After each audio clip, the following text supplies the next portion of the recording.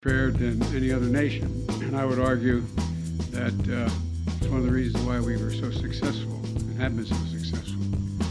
But as you've all observed, other nations have caught up. In the 21st century, in my view, I think the vast majority of Americans, 12 years of universal education is not enough. And that we're going to be outcompeted by the rest of the world if we don't take action. Here's the deal.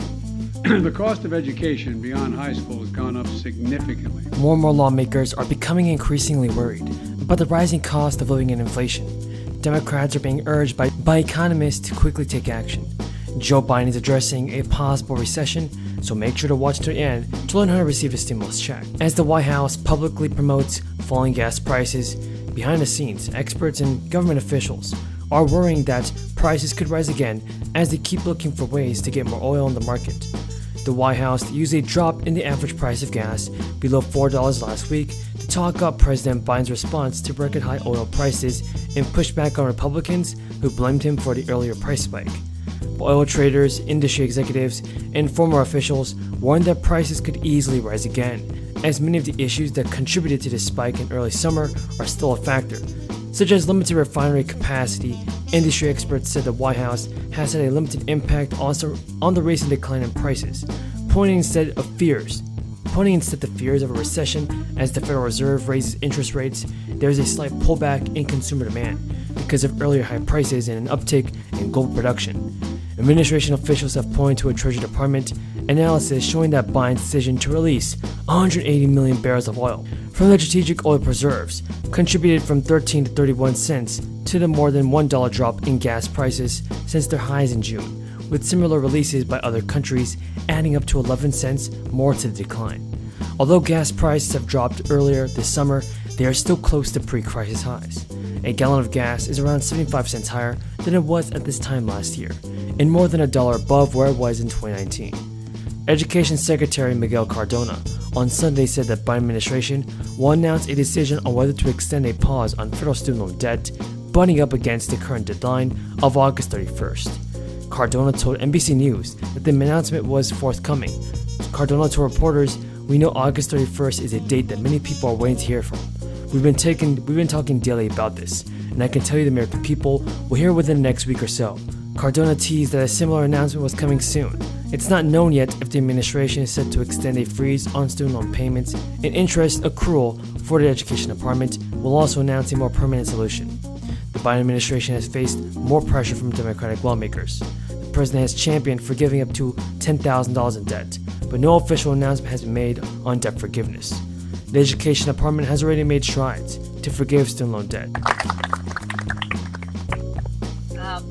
Thank you all for being here, for your advocacy, and for your determination to helping make sure that this legislation came to fruition.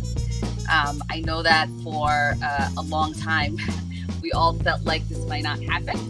And it is really incredible to have a president who's never really given up on the promise of making this legislation happen.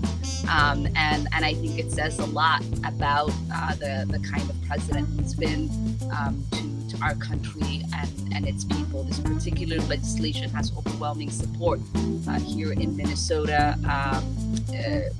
We know that it's a historic piece of legislation that came about because people were at the investment in the infrastructure legislation that was passed. And today came an announcement on something that I've been working on for a really long time, which is the student debt cancellation. So there's really a lot of incredible work. Grateful to be able to be in partnership with him and the administration. I want to also thank Senator Amy Klobuchar and Tina Smith. Senator Smith has been one of the champions of the environmental and climate provisions in this legislation.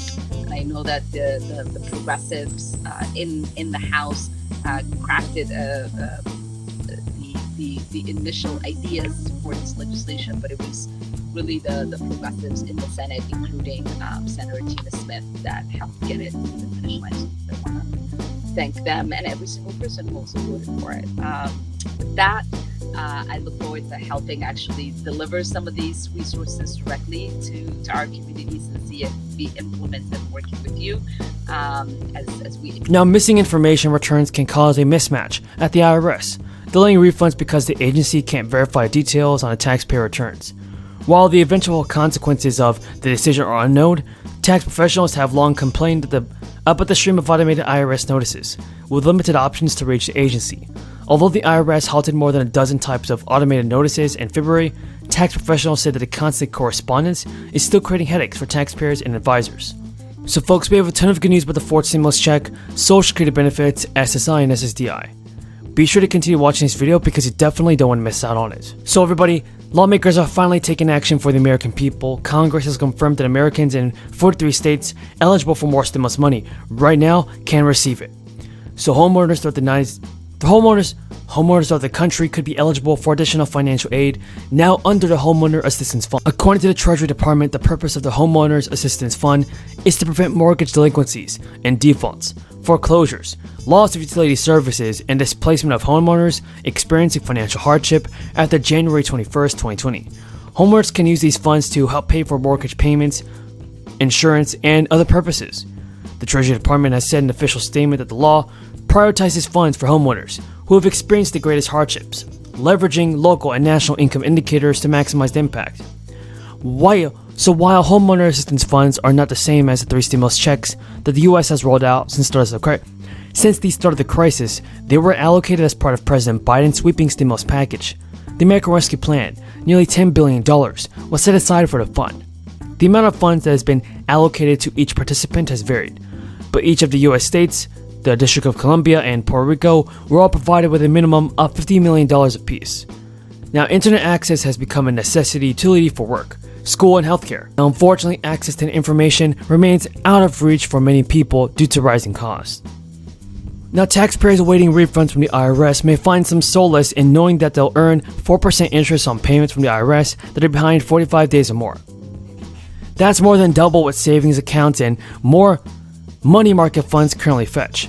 The IRS began this year their tax filing season with a backlog of 8 million individual and business returns from the previous year.